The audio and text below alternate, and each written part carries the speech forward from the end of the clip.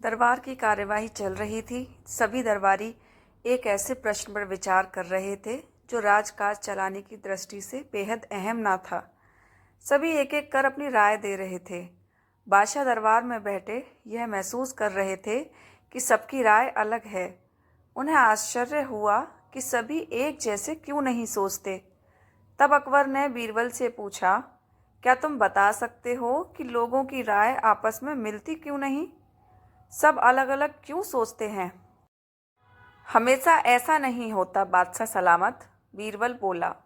कुछ समस्याएं ऐसी होती हैं जिन पर सभी के विचार समान होते हैं। इसके बाद कुछ और काम निपटाकर दरबार की कार्यवाही समाप्त हो गई। सभी अपने अपने घरों को लौट चले। उसी शाम जब बीरबल और अकबर बाग में टहल रहे थे तो बादशाह ने फिर वही राग छेड़ दिया और बीरबल से बहस करने लगे। तब बीरबल बाग के ही एक कोने की ओर उंगली से संकेत करता हुआ बोला, वहाँ उस पेड़ के निकट एक कुआं है, वहाँ चलिए। मैं कोशिश करता हूँ कि आपको समझा सकूँ कि जब कोई समस्या जनता से जुड़ी हो तो सभी एक जैसा ही सोचते हैं। मेरे कहने का मतलब यह है कि बहुत सी ऐसी बातें हैं जिनको लेकर लोगों के विचार एक जैसे होते हैं। अकबर ने कुछ देर कुएं की ओर घूरा, फिर बोले, लेकिन मैं कुछ समझा नहीं। तुम्हारे समझाने का ढंग कुछ अजीब सा है। बादशाह जबकि जानते थे कि बीरबल अपनी बात सिद्ध करने के लिए ऐसे ही प्रयोग करता रहता है। सब समझ जाएंगे हुजूर, बीरबल बोला। आप शाही फरमान जारी कराएं कि नगर के हर घर से एक लोटा दूध लाकर बाग में स्थित इस कुएं में डाला जाए। दिन पूर्णमासी का होगा और रात का समय होगा। हमारा नगर बहुत बड़ा है। यदि हर घर से एक लोटा दूध इस कुएं में पड़ेगा तो यह दूध से भर जाएगा। बीरबल की यह बात सुनकर अकबर ठहाका लगाकर हंस पड़े।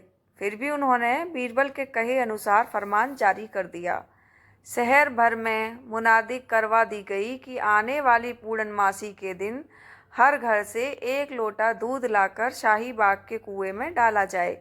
जो ऐसा नहीं करेगा उसे सजा मिलेगी। पूर्णमासी के दिन बाग के बाहर लोगों की कतार लग गई।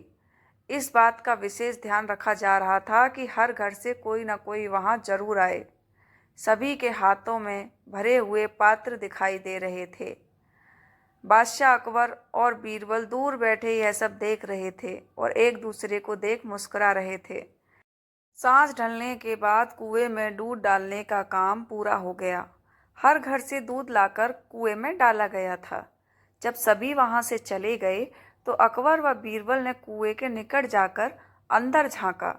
कुआं मुंडेर तक भरा हुआ था, लेकिन यह देख अकबर को बेहद हैरानी हुई कि कुएं में दूध नहीं, पानी भरा हुआ था।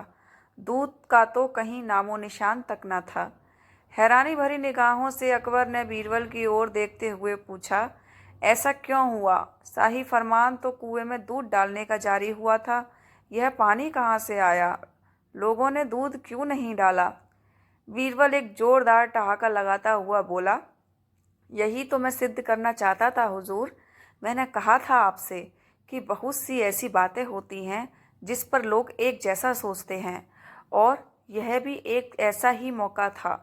लोग कीमती दूध बर्बाद करने को तैयार नहीं थे।